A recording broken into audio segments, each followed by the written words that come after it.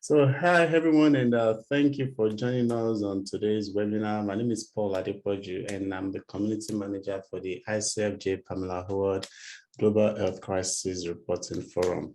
Today is April 7th, and it's actually a very important day in the global health calendar because today is World Health Day. And the theme for this year looks at the connection between the planet and human health. And it's quite interesting because over the last couple of days, especially this week, something really important happened in the sector of climate science, which was the release of a major report that showed the need for the world to take a much more drastic action to reverse the impact of climate change. However, the crisis in Ukraine, COVID-19 pandemic, and the globally acclaimed scenario that happened at a major movies award event were more prominent in the news headlines than what is happening in climate health.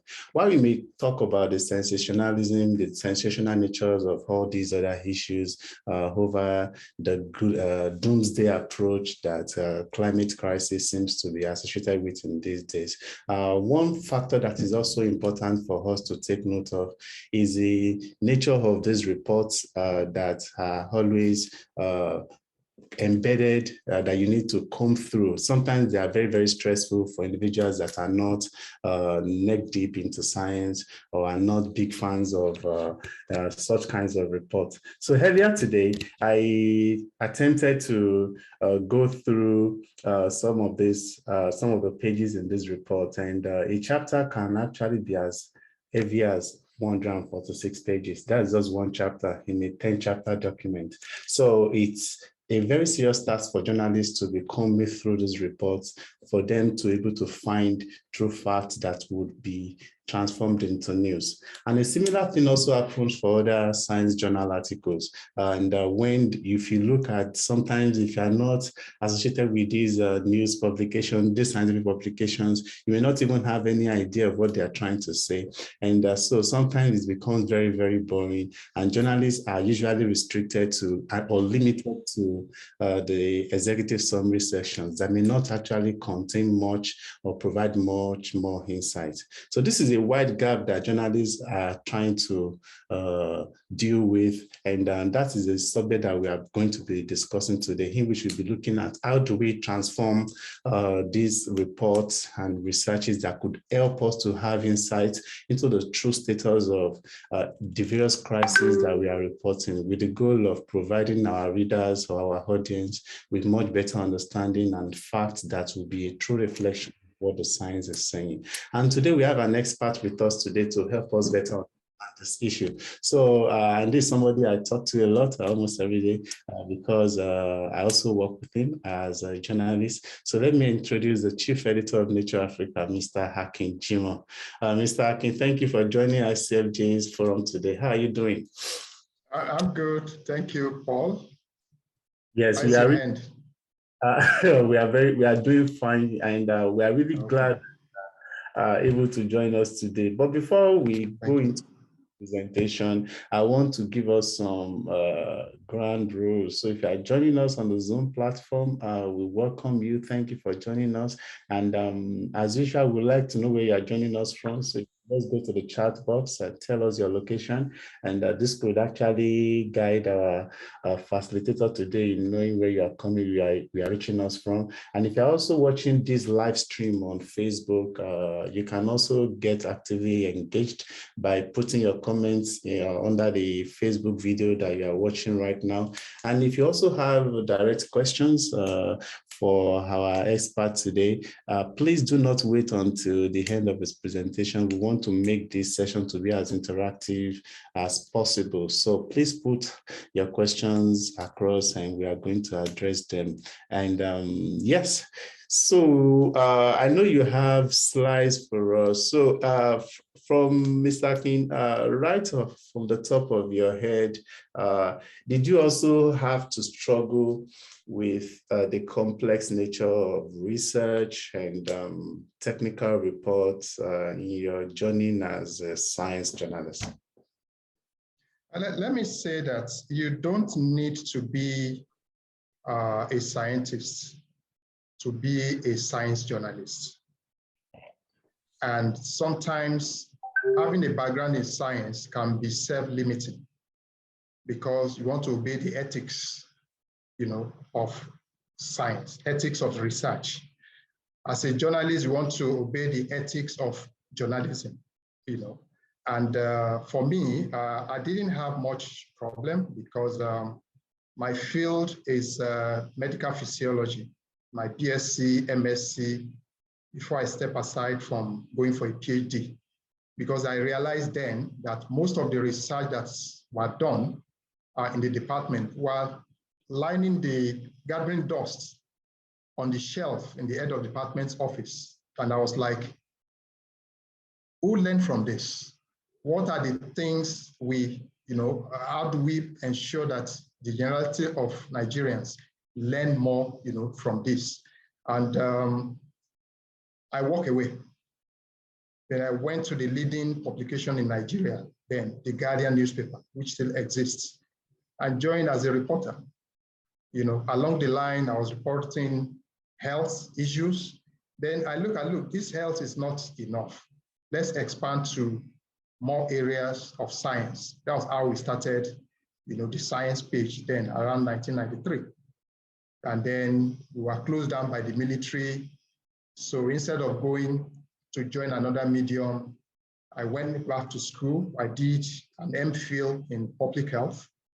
And as was midway into that, I went to Harvard to do a study, a fellowship in population and development studies. Came back in 96.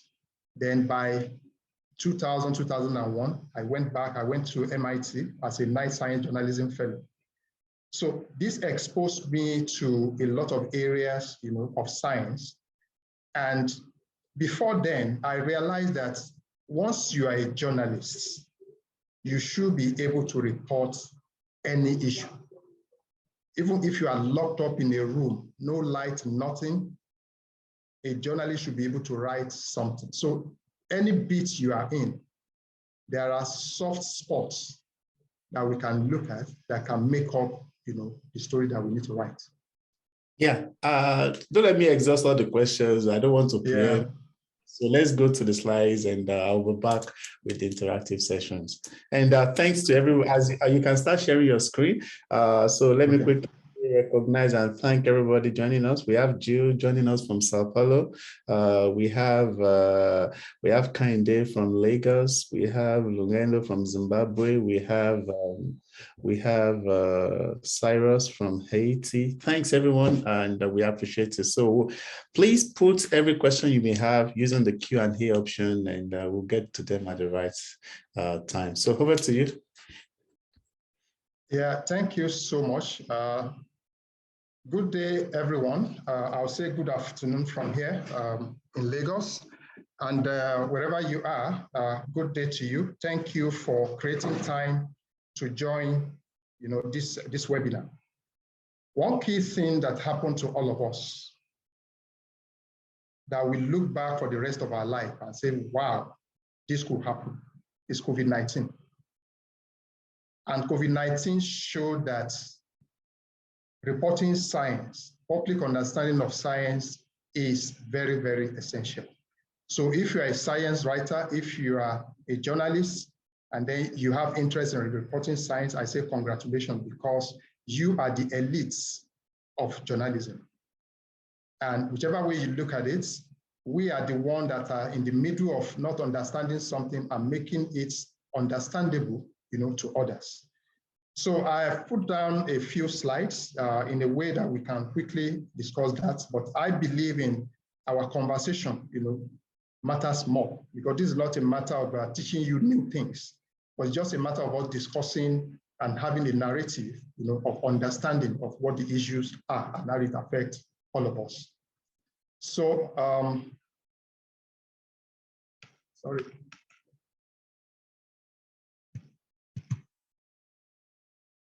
Okay. So let me quickly say something about Nature Africa. Nature Africa came alive around March last year. And it's a digital magazine. It focuses on science and research, issues of science policy, technology, engineering, and we publish in both English and French.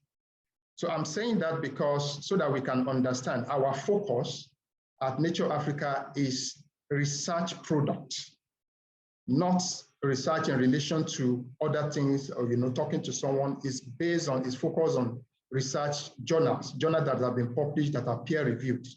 So we're a digital magazine. So our work is focused on the issues we are going to be talking about, transforming studies and report into top news stories. That's what we do, every day. And just like Paul said, we have quite a number of people across the continent, who work with us. Because our focus is to look at what is being done. Sorry.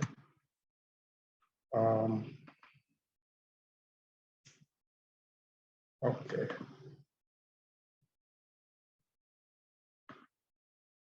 Sorry, the slide is, let me.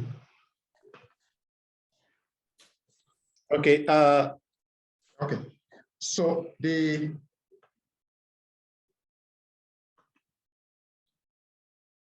Paul, can you share from your end? Okay, I'll do that. Okay. Okay, so while we fix the slides, maybe we can go through. I can pose a quick question to you that we already have, and which is how do you know which research to trust and to report on? Researches are published, hundreds or thousands of researches are published by hundreds and thousands of journalists. So how do you know which one is valid when you are not a scientist? Yeah, the key thing is, when you, for example, when you go Google something and you put a topic or a word and you Google it, in health, something pop up and it's from WHO. Who is the authority when it comes to public health related issue?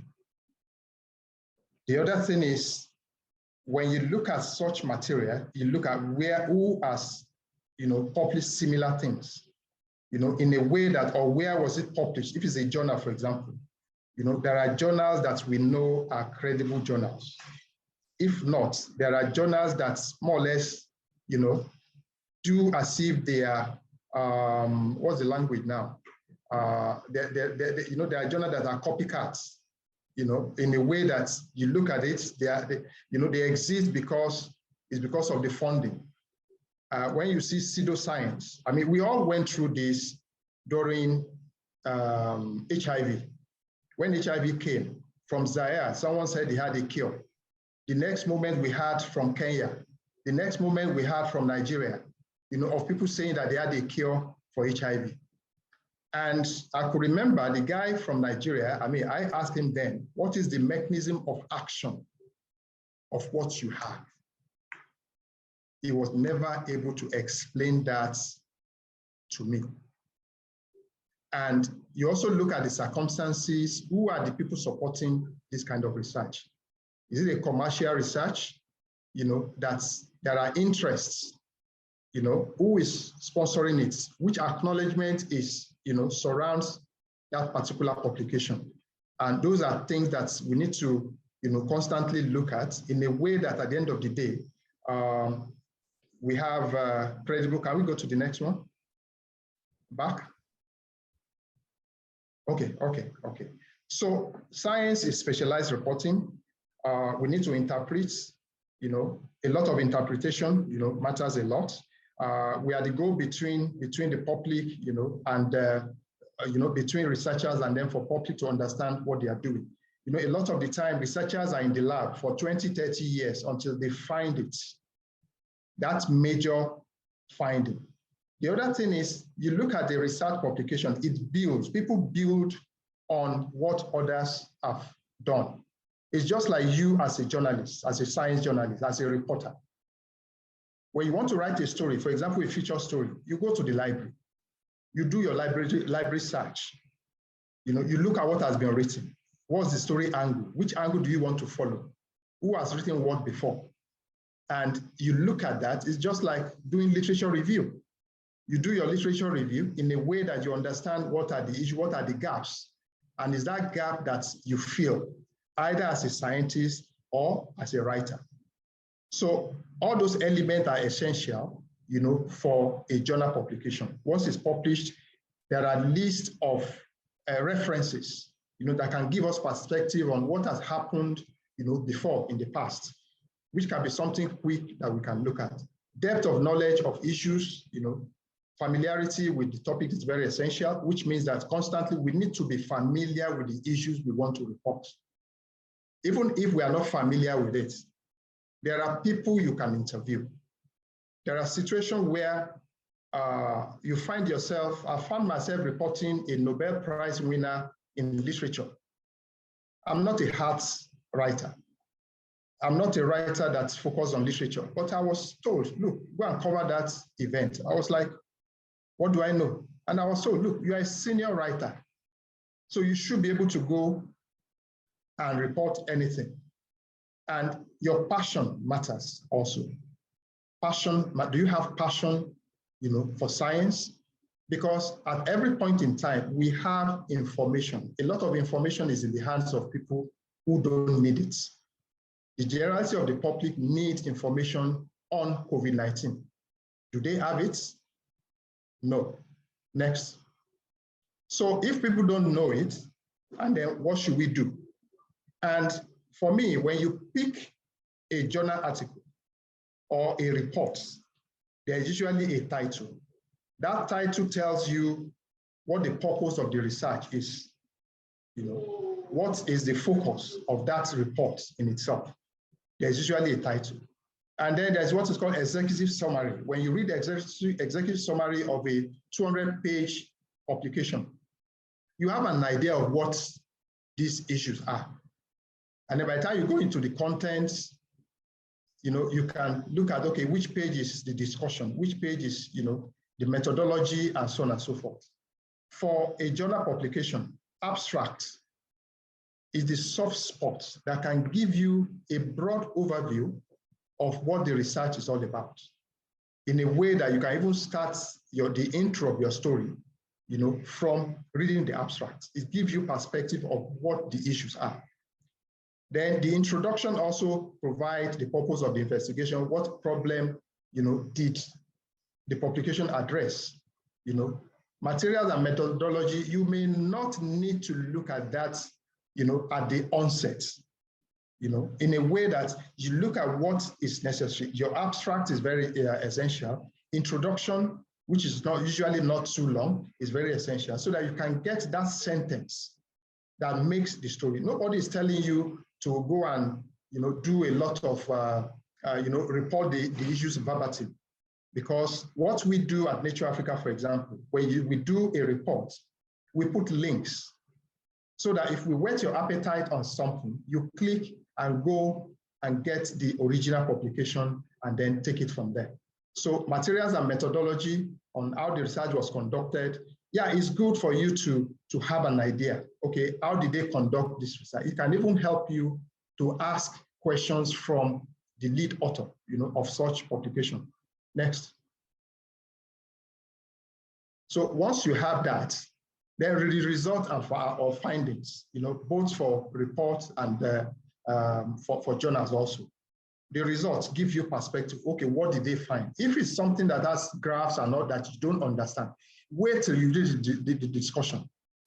Discussion gives you perspective on, okay, this is what we find, and also from discussion, you go to conclusion or recommendations.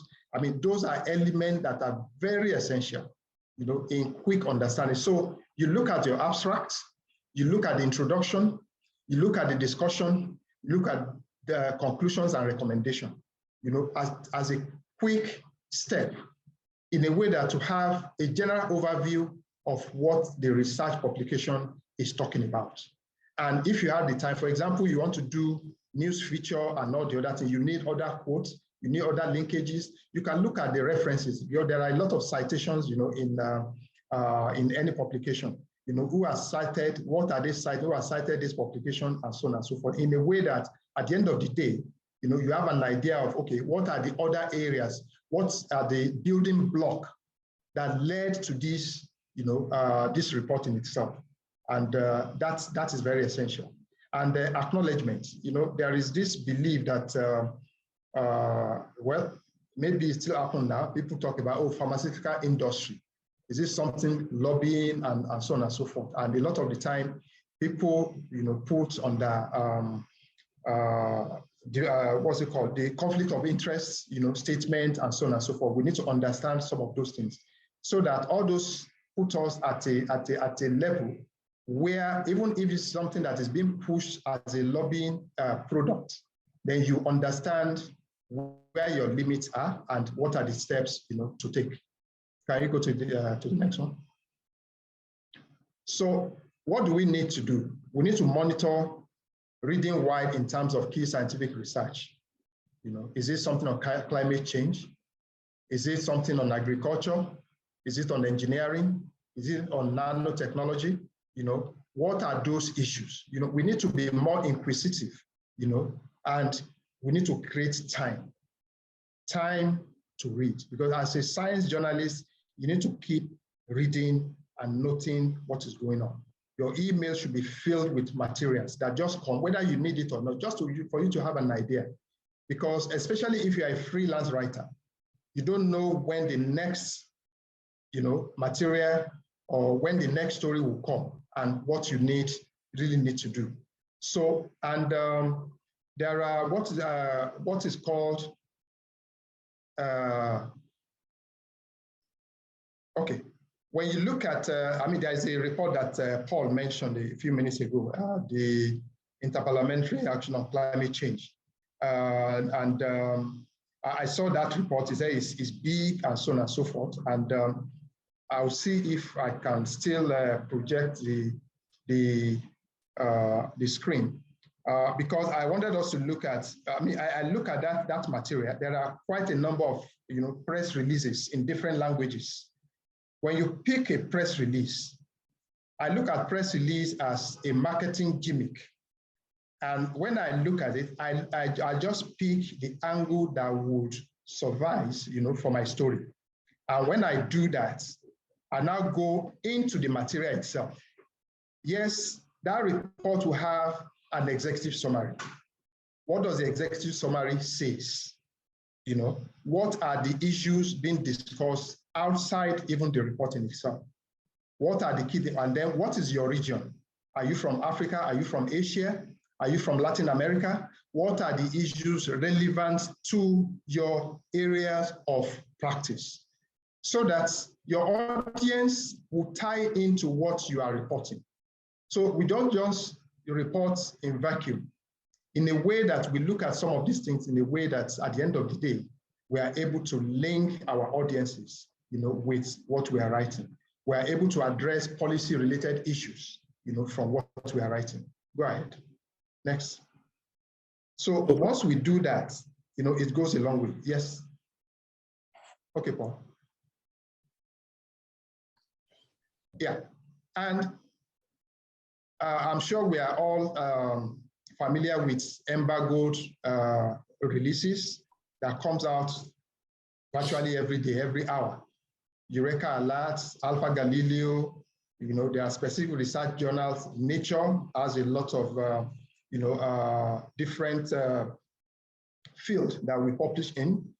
British medical journals, New England Journal of Medicine, the Journal Science, Journal of the American Medical Association, then the climate change, the material, environment, nutrition, agriculture, all these areas are areas, that, focuses on science. Yes, some people may specialize on particular fields. Yeah, it's good. But as a science journalist, you find yourself anywhere, people will turn to you. because I strongly believe in a newsroom, for example, everybody is a journalist, including the cleaner. And there are situations the cleaner is coming to the office and then there's an accident or, on the way. You have to narrate what happened. And you may even get a byline from that because you are the one at the spot of the action. And most of these things, I'm sure a lot of us know about some of these sources in a way that we get them ahead of time, read them and, do something about them. Next. So, well, I think, yeah, these are just some references that, we can look at when we get the material. But the key thing is, at any point in time, science builds, one research builds on the other. And with that understanding, at any point in time, we are posed at a pedestal where something is happening. We are quick to look at it, we understand it, and we can narrate it, to people who are around us. And let me see if I can share my screen and put up one or two material for us to quickly look at. Okay. Paul, if I can't do that, you can go to Nature, please. Nature Africa, the lead story today. Let me see if I can share. And then,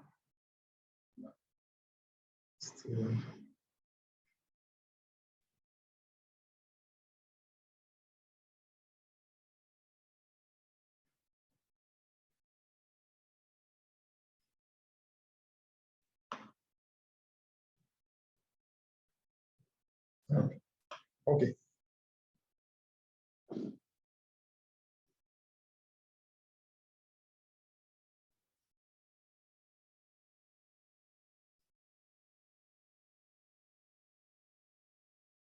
Yeah. Okay. So this is a story that was done recently, and it says tackling Africa's underrepresentation in genomic studies. When you look at the body of the story, the English version, you realize that in, can we go to the intro? Yeah. Okay. It says Africa's underrepresentation in human genomics.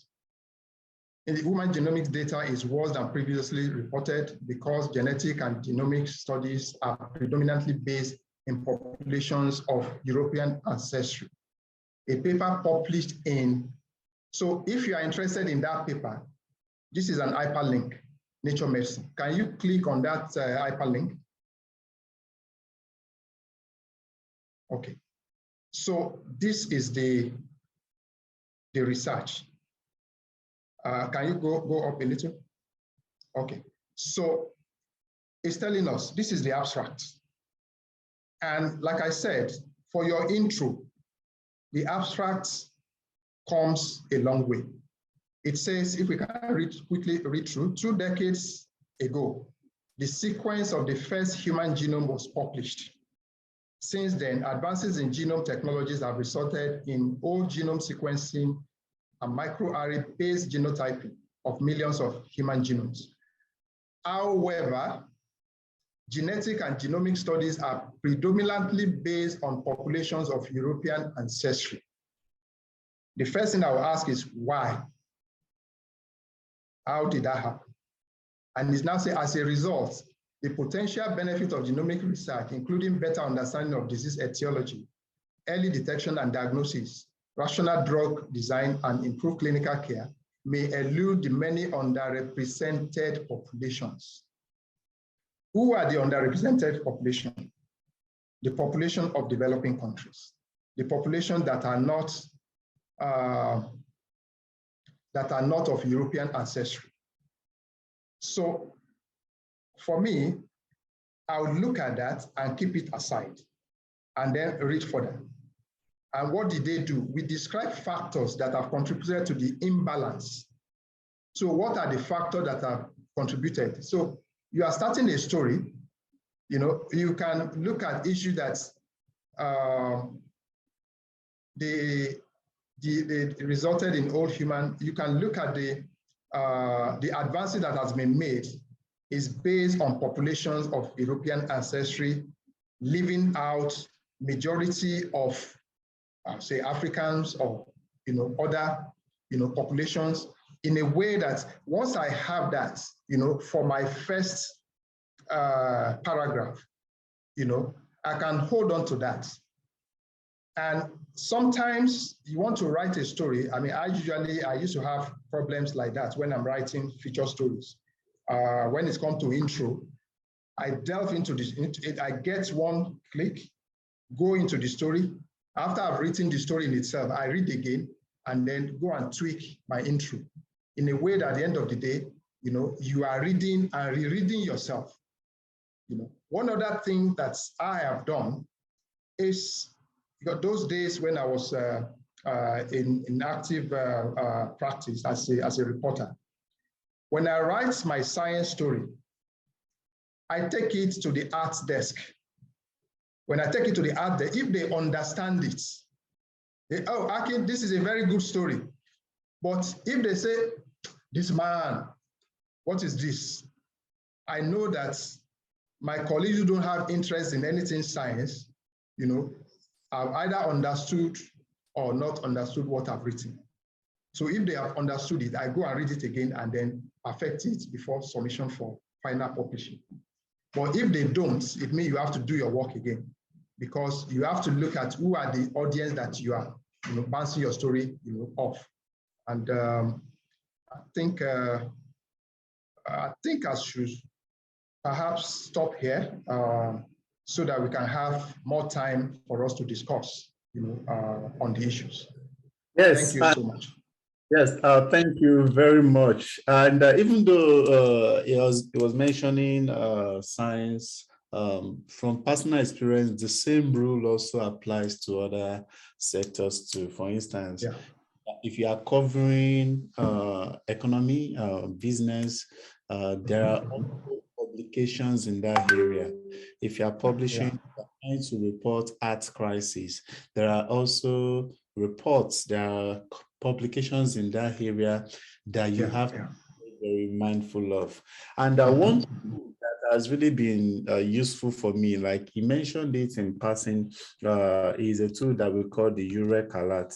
And it was interesting that it was at a training I think it was in a training I attended in Oxfordshire that I was introduced to it. So I want to we'll go back to that PCC report because it's a really good, but I want to show so that anybody that wants to subscribe to that thing can actually get it. Like we said we are going to show you as much as we can.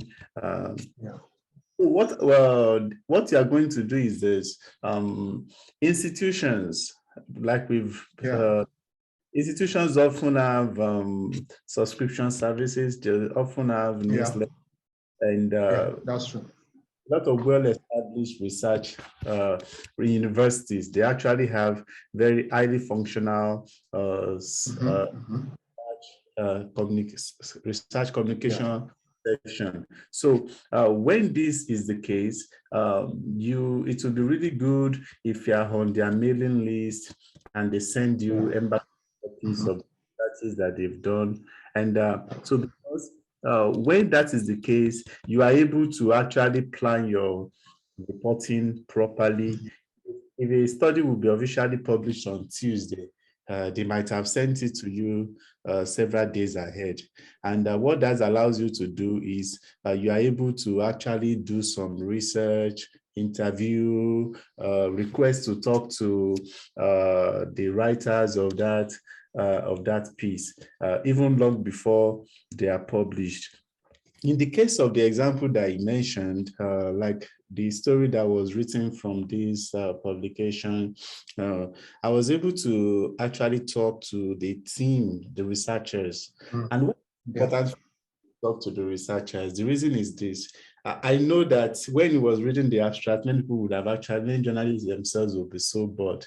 But a trick I've come to use personally is when you are able to talk to these researchers, you can you can sit them down for hours, for minutes, until they are able to simplify to you what is in their work.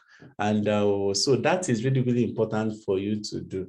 And I don't know whether this is also relevant, whether you've seen it in your experience, Mr. King. What do you think is really, really important? Do you consider it? How will you compare? Have you seen, what is your personal experience between a news article written from a research paper that the journalist was able to talk to the researcher, and another news article from another research paper that the journalist was unable to talk to the researcher? So what difference can you see as an editor when you're working with these two different drafts sent to you for publication? Yeah, for us, what we do when you submit a story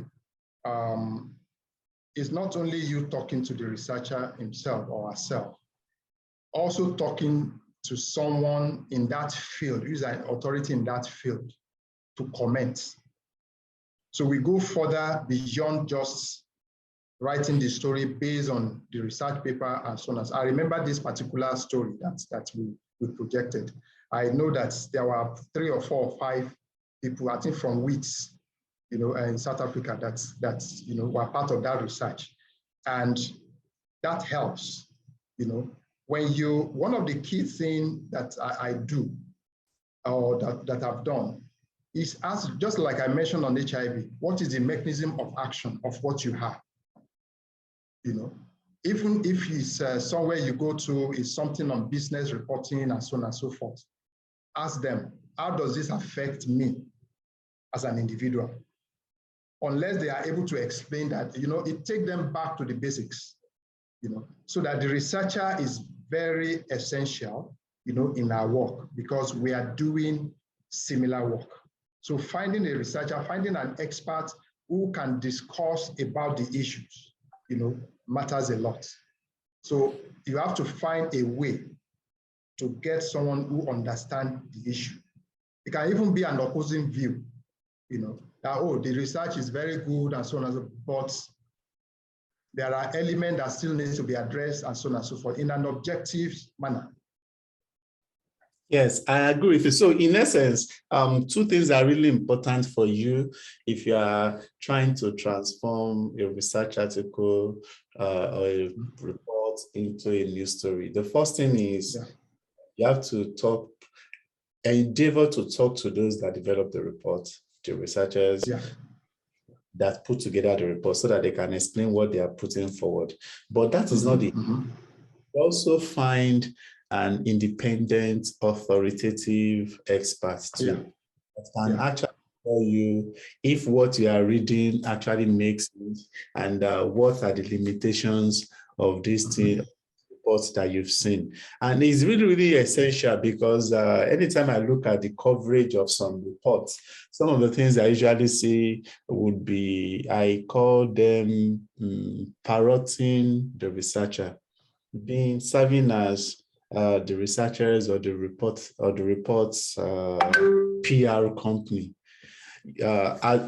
Whatever they give to the journalists, that is what the journalist just puts right.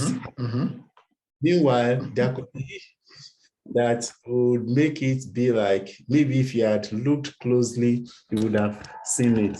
I think, so I want your comment on that. What do you think?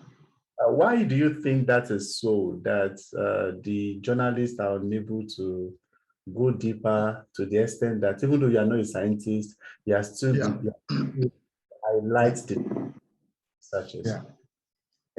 Let me give you an experience. I was planning the health page one day, and someone came from one of the pharmaceutical companies with a press release that please use it. And if I'd collected it from him, I mean, it will, do me well. I rejected it. I said, no, I've finished planning my page. I don't have space for this. Meanwhile, I needed more story to fill the pages, because I had like 3 or 4 full pages to fill. So after he had left, I looked at the press release. Then I went to the library, found more materials, to link with it, call one or two people, and I used the story. When he saw the story a few days later, I was like, what? He said, look, you can't just bring me a press release that will compromise me. I look at the substance of what you brought. Yes, there is a story there, but I'm never going to write it the way you want. And it's not going to be written in a way that will compromise, my integrity, because as journalists in this, especially for those of us from developing countries, we know some of the challenges that we do have when it comes to, PR is PR. You can do your job diligently in a way that anybody will look at you and say, wow, that is a journalist. So PR stories, yes, you can look at it, but what is the issue, or what are the issues being discussed? Who can comment on it? What is the present status? Who is behind it, and so on and so forth. Not just verbatim. You look at publication A, B, C is the same story, the same headline from one source. That is not good enough. And that should not happen in science journalism or journalism as a whole. Yes, so I want to share a personal story I did. That was a research, it was, so when sometimes it's really good for you to look at, when you mentioned that the results section is really, really important for you. If you take a look at, in addition to what the researchers are trying to highlight, irrespective of the sector that you're in, they are also going to give an indication of the limitation of that particular result. So, but that will not be highlighted in the press release or in whatever they are doing for you. So I remember, so I want to share an experience in which I was able to do a story that highlighted that focus on the limitation.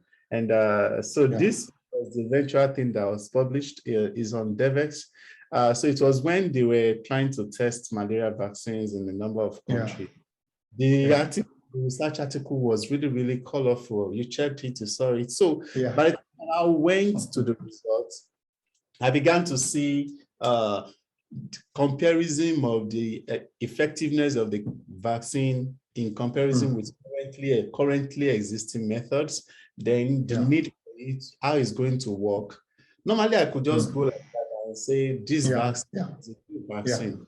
But you now have to now sit back and ask yourself, compare it with current methods, current tools, and you'll be able to now make that independent assessment for you to be able to say, this is what it is all about. So it's really, really important for you not to just be pushing out what they are giving you, because the true story is always in seeing what they are presenting, and you are taking a step to now put it, do your job as a journalist and say, yes, this makes sense, this doesn't make sense, now we can use it. So that's a tip that I want to take. So we have I agree with you.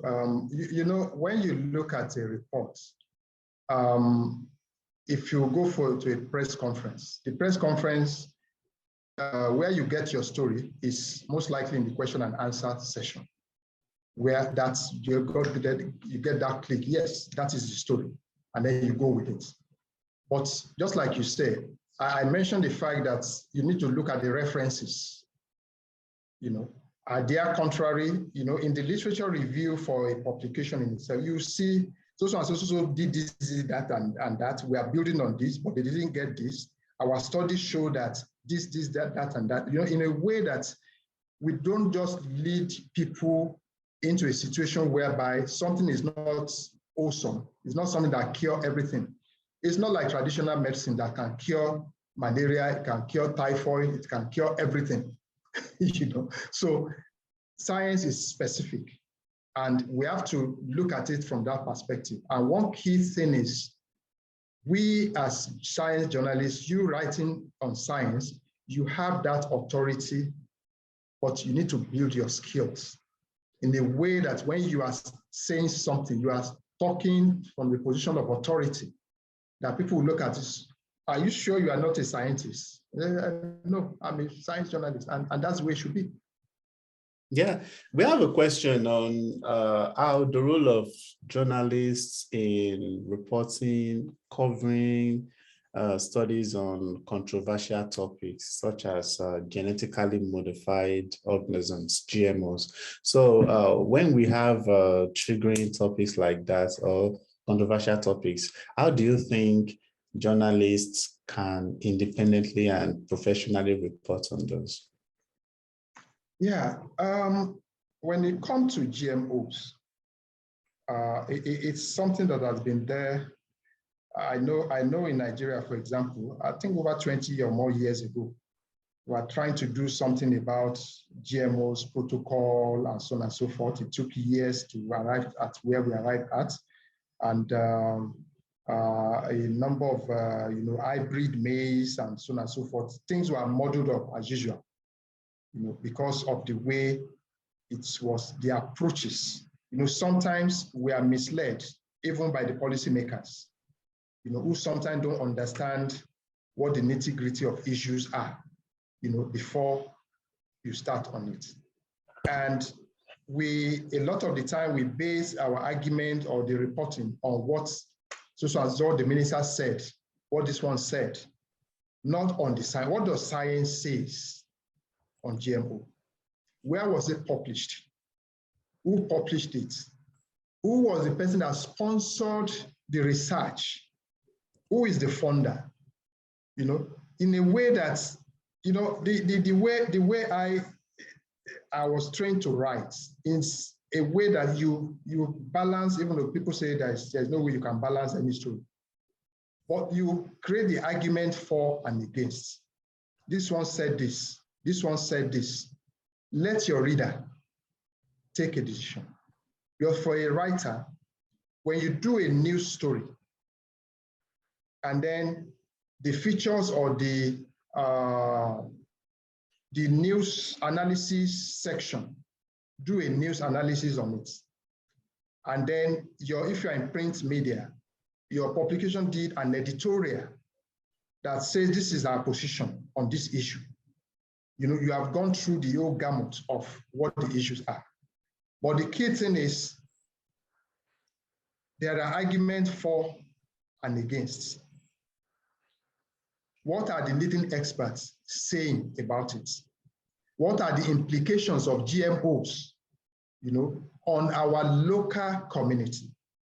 In a way that we can look at, okay, what are the issues, what are the arguments, and what are the experiences of even people at the community level, in a way that at the end of the day, you look at all those arguments and all the other things, and then you conclude, these are the issues. So that when people look through those, you are able to decide, because you are not a scientist, and stories build on the next story.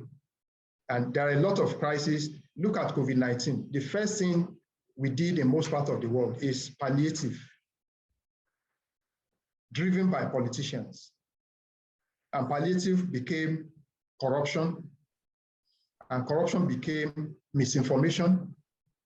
Misinformation became infodemics, and look at where we find ourselves.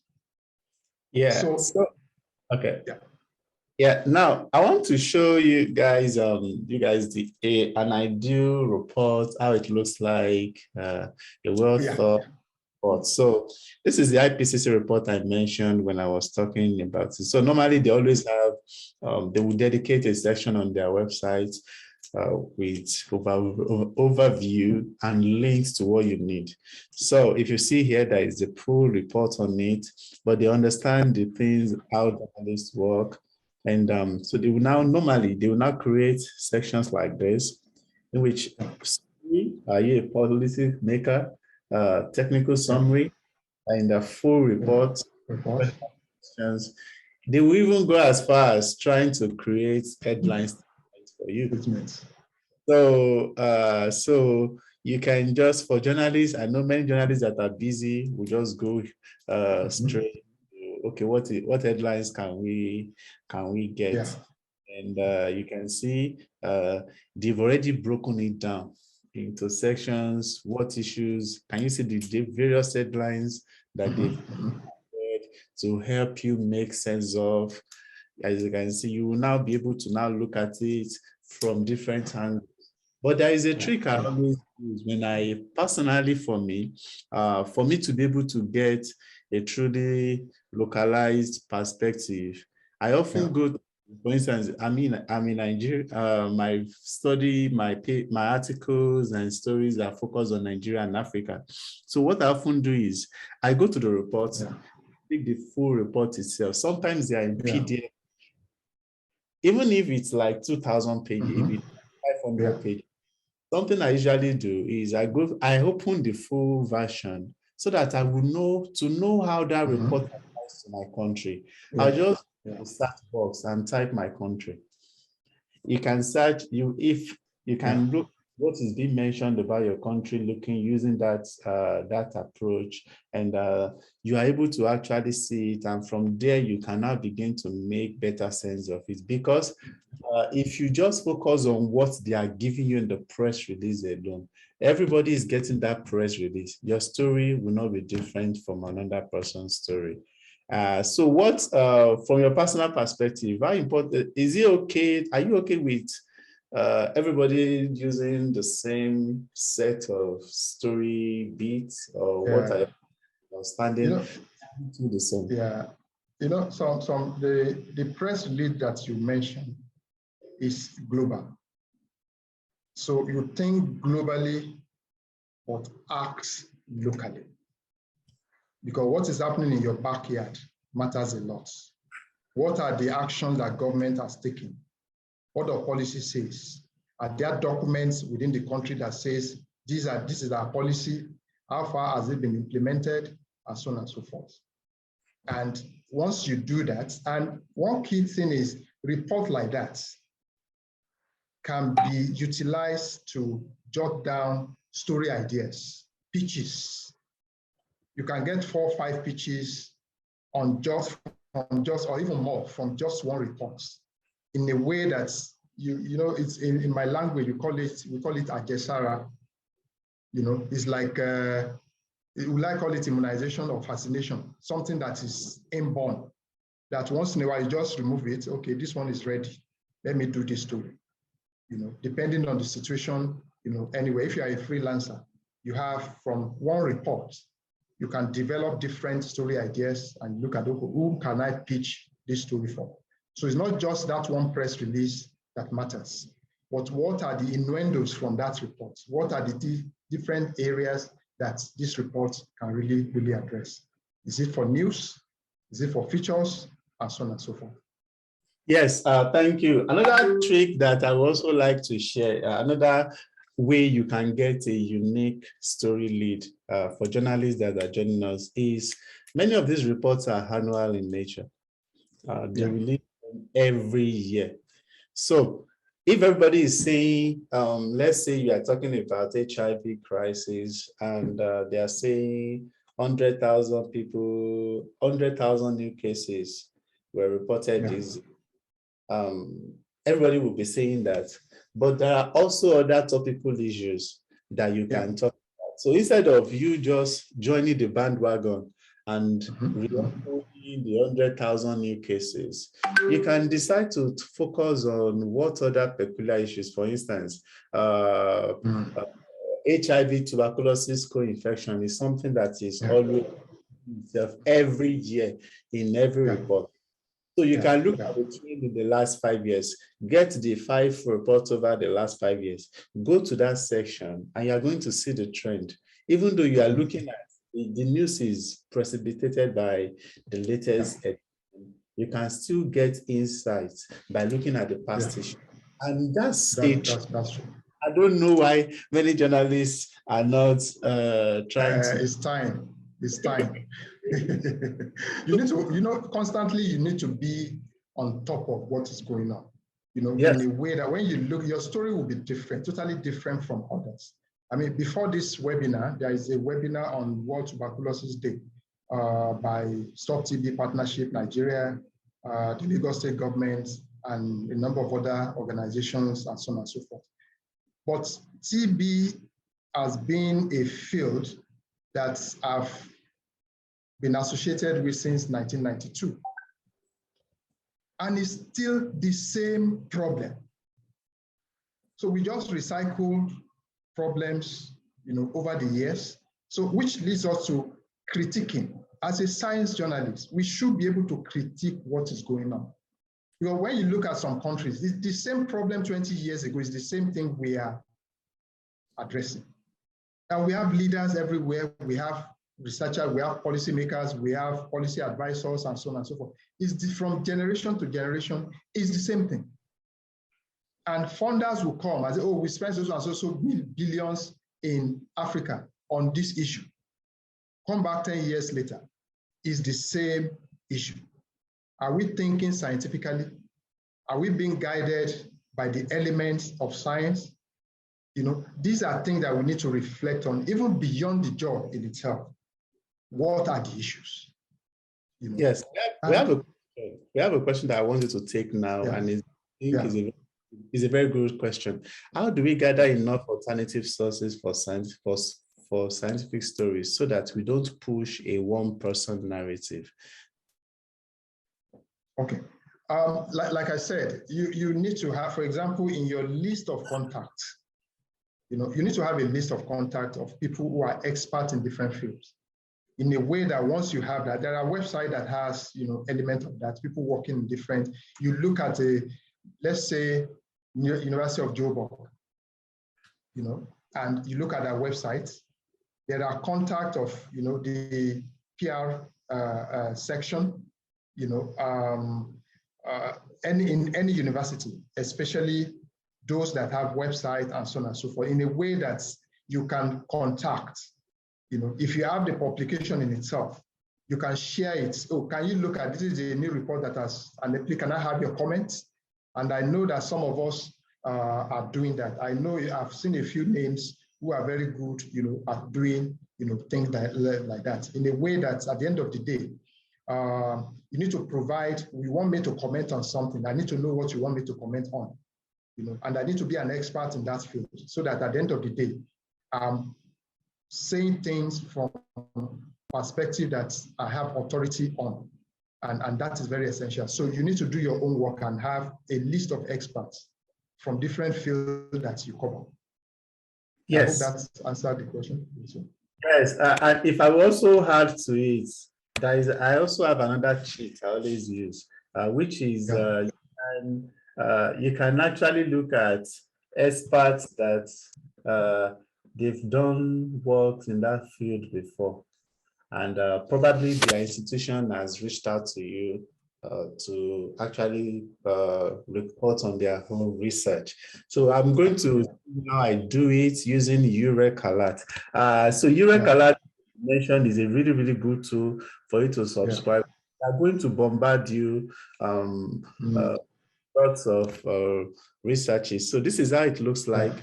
You have to create. But this is my own dashboard. So normally, I opened that one also on the account project. So what I usually do is this. Let's say I'm writing a story on climate crisis. So there is this search archive. You just type that topic you're looking for on it, and you're going to see publications in that area. And interestingly, this platform is so good that sometimes if you search a single search item, you can be getting publications on that same day. Look at the publication I searched for. These are stuff that were put up on April 7, which is today.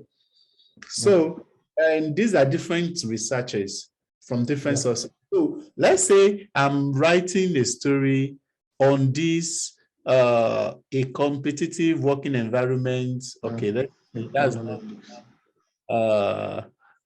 I saw one. So what I'm trying to say is this. Let's say this is the story you are working on, that you want to work on, and this is how they do their home press release. Don't forget, it's still PR, but they are going to provide you access to the full paper and basic comments you can use. So when you get the full paper, you can see the researchers involved. In this case, this person is Professor Nick Mackey. So yes, look at his line of, you know his line of work.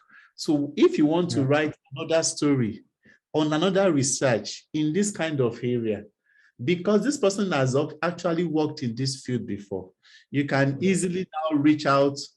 This is his email address. This is his email address right beside the news, and you can just send him an email.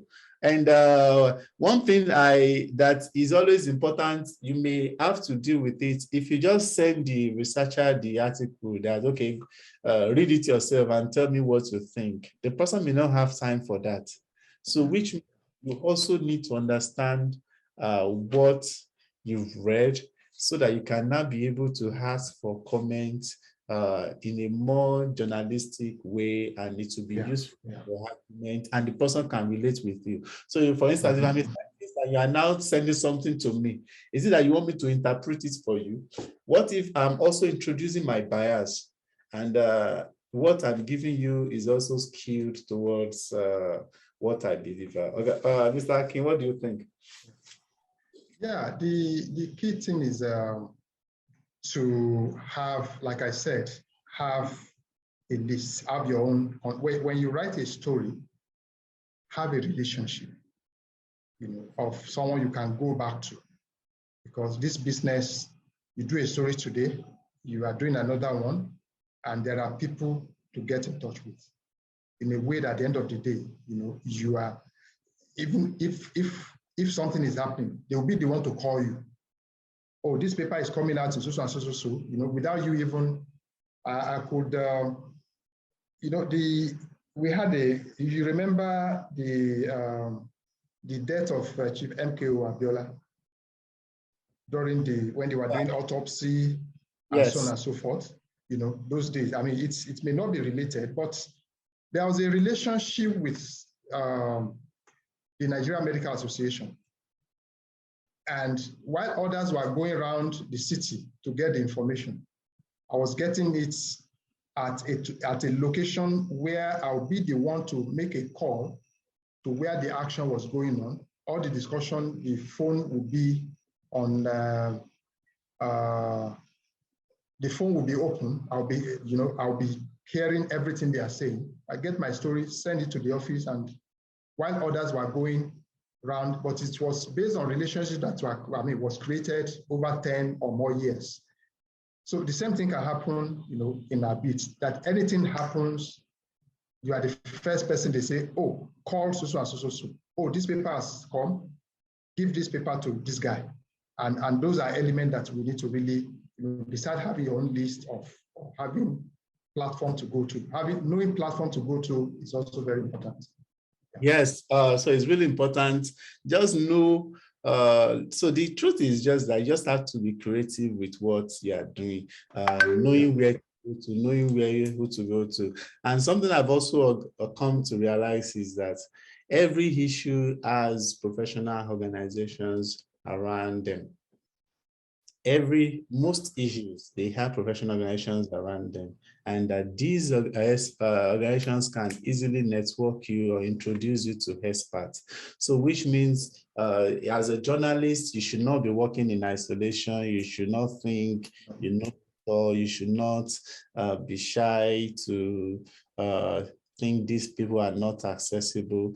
For every issue, there are tens, hundreds, or scores of experts. So there is a good question from Dan Okot, and I think you should address. Okay, I've seen it. Yes, so paraphrase scientific jargon without oversimplifying. You see, my rule is if you don't understand it, leave it out. Because once you introduce error, it's like that is not what this paper is saying. And it means that you need to go back to the science. What do you mean by this? They have to explain it because you are helping for more people to understand what is going on. Because one key element is whatever we write as a way to help scientists get the next funding. Because someone out there may read, I'm sure Paul has a lot of examples. People will read and say, look, I'm going to endow this chair in hypertension in this school. And based on what they've read in recognized publication, what they've seen on television, from recognized and diligent, science reporters. And those are elements that we carry at any point in time. So if it's something that is not understandable, ask. If it's still not understandable, knock. The door will be open, for you to understand it. And we just need to ensure that whatever we do is the best. You never can tell. Any wrong information can lead to death. Yes, I think you've actually gone to one aspect of which I think is really, really important, which is how crucial is the role of journalists in these crisis responses. And you really, really mentioned journalists are the ones we play a lot of roles, vital roles, in putting pressure or bringing issues to the attention of the general public. And which means whatever you are doing, as scientists are not the ones helping you. Everybody is playing their own role, and this has to be done responsibly. One of the things that always grip my heart and make me to be really, really concerned about doing crisis reporting properly well is the fact that I realize is that what a journalist that does not understand a research or a report and does something, no matter how flimsy or error-laden it is, immediately that thing is published, it is considered authoritative and can actually be used to serve any purpose. For instance, if you are writing a story that says like, and it's error-laden, instead of saying 600 people are affected, but because you did not understand how statistics works, you made the assumption that 600 is now like 600,000. Even though you made a mistake, especially for print journalists, is anybody can use that mistake that you've made to argue a point.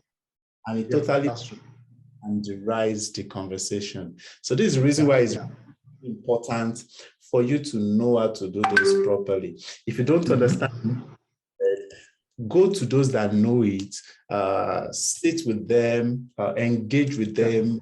You have to go to Zoom calls. I share anytime I receive a story that I want to work on. One of the things I always endeavor to do is to make sure that I schedule a Zoom call appointment with the authors so that I understand their. It's really, really good. As we wrap up, so I would like you to tell us what your personal assessment of how journalists have been reporting crises in general, especially the issues, the various crises that researches are being carried on, and what are you still concerned about, and what is your prognosis about the status of news reporting from research and reports? Yeah, I think one of the key things is we've tried, and we need to build on where we are. We need to build on it at any point in time, because like I said, research is a building block. Where your research ends, my own starts from there. Where your story ends, another angle of the story starts from there. And one of the key thing or key problem we have is once someone who don't understand the issues just throw it out in a story, then the false narrative, if we are not careful, persists. And we saw that in HIV AIDS cure in many countries. By the time we are able to come back and realize that, okay, there was no cure, the damage had been done. Some people had made money, some people had died. And those are elements that sometimes even go beyond just writing the story. I mean, look at polio eradication. oh, it caused sterility, it caused this and that and that and that, many children were affected. And that repercussion is with us for a very long time. And those are elements that those of us who are, science writers, we need to go beyond just the job and educate the people around us. There's a story that is being pushed out, is not understood, then you need to find a way to address such, situation. I could remember at The Guardian then, when I traveled to Abuja to meet the guy who said he had a cure. I did not collect the travel allowance. I used my own money. I got to Abuja, I interviewed him. He took me around his laboratory. He was showing me centrifuge that he used to separate, plasma from, cells and stuff like that. So when I was leaving, someone was waiting with a big envelope. Oh, take this for your transport. I said, sorry, if I take this, I'll finish you. I left the laboratory. That time we had 23% prevalence in Otukpo in Benue State. And I left Abuja that time and traveled, something that I wasn't even really supposed to do. And I went there. I got there, I met a woman in her 30s. Esther was the name. She had lived in Lagos before, she had lived in Alaja, some different parts of the country, and went back home when she was positive. 7 days later, she died. And those are elements. I got back, I said, look, this story is for just a page. I need 5 pages. I was given 4 pages for the first time in history. Imagine 4 pages in a print medium. I mean, it shows the authority that we have as a science writer. Justify what you are writing. It can be a series, or it can be a video series, documentaries and so on and so forth. Let's look beyond just the story. What are we contributing, to the general public, to life, and so on and so forth. And if we can do that, nothing will be the same again. Everything will be positive for us. Thank you. Yes, and on that note, I want to appreciate you for these. I think if you look at the chat, there is a lot of commendation for you.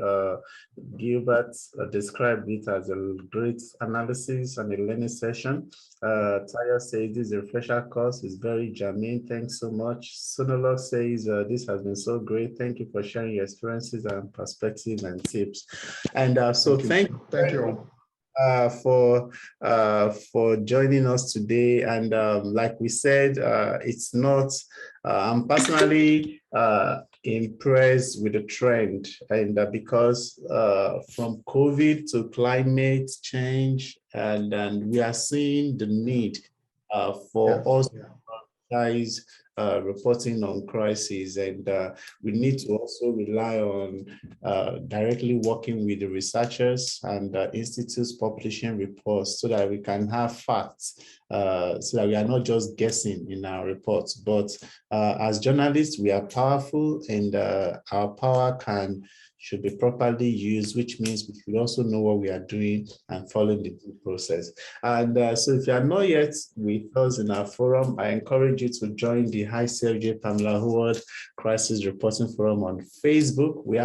I will be sharing his presentation. I already have the presentation. So if you are not a member of that Facebook group, please endeavor to join. I'm going to put the link now in the bar, so that you can just click straight and be part of us. Yes, thank you, Stella. Here is a Facebook group. So, and if you also need more resources to learn more about the forum, please check out the ICFJ website on www.icfj.org.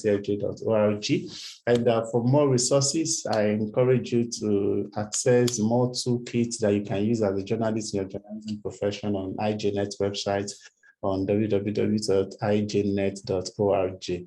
And if you've done any, if this webinar series has been helpful for you, to you in any way, and you would like us to know about this, or you would like us to support it much further, I said you would like to know your story, please reach out. Don't hesitate to reach out, and we'll see how much we can do to further improve and improve your career as a journalist. So next week we'll be back again with talking another insightful issue. And I say thank you for joining us, Mr. King. We are very grateful, and we'll see you next time. Have a great day, everyone, and bye.